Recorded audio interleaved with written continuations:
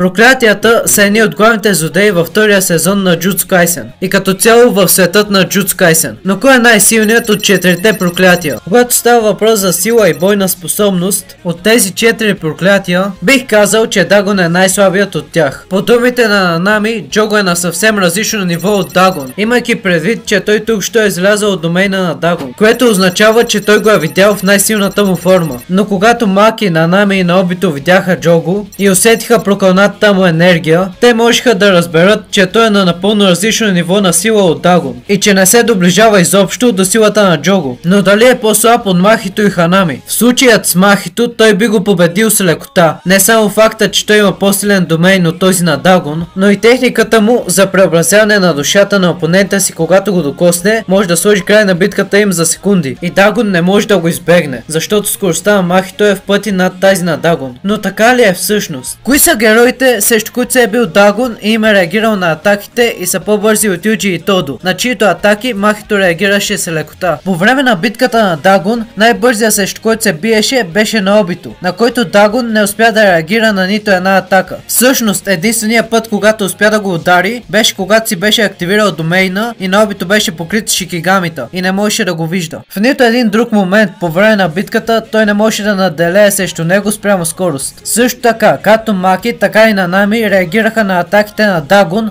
при това когато той беше в домейна си. Но дори Дагон да беше по-бърз от Маки и Нанами, знаем, че Итадори е по-бърз и от Маки и от Нанами тогава. Така или иначе, факта, че Махито може да се бие с Итадори и Тодо едновременно е много по-впечатляващо постижение спрямо скорост, отколкото реакциите на Дагон спрямо атаките на Маки и Нанами. Като Махито има предимство в скоростта, той просто би използвал техниката си за преобразяване на душата и би сложил край на битката. Ако се чуете дали тази техника изобщо работи върху проклятия и дали те изобщо имат души, ще ви върна в първи сезон, където имаме разговор между Махито и Ханами и Махито казва на Ханами, че може да усети душата му. Това ни показва, че проклятията, поне тези от по-висок клас, не само имат души, но тези души могат да се усещат и преобразяват от Махито. Това означава, че Дагон определено е по-слаб и от Махито и от Джого. Но защо Ханами е по-силен от Дагон? В първи сезон, когато Годжо за първи път вижда Ханами, той каза, че той е много по-страшен от Джого. Същият този Джого, който беше използвал домейна си срещу Годжо и беше оцелял след червената техника на Годжо. И Годжо смята, че Ханами е по-страшен от този Джого. Само способността да хване Годжо неподготвен, да вземе Джого и да се измъкне като прикрие присъствието си, беше достатъчно впечатляващо за Годжо, че той да разбере, че Ханами е проклятие от Special Grade. Също така имаме бележка от Геге в мангата, където той казва, че Ханами е по-силен физически от Джого, но че той би загубил поради тяхното елементно съвпадение, а не защото Джого като цяло е по-силен. Това има смисъл, като осъзнаете, че дървените атаки на Ханами ще действат като гориво за огнените атаки на Джого, докато при Дагон, който използва водни атаки, Ханами няма да има същите проблеми като при Джого. И на трето място имаме Ханами, който очевидно вече разбрахте защо е под Джого.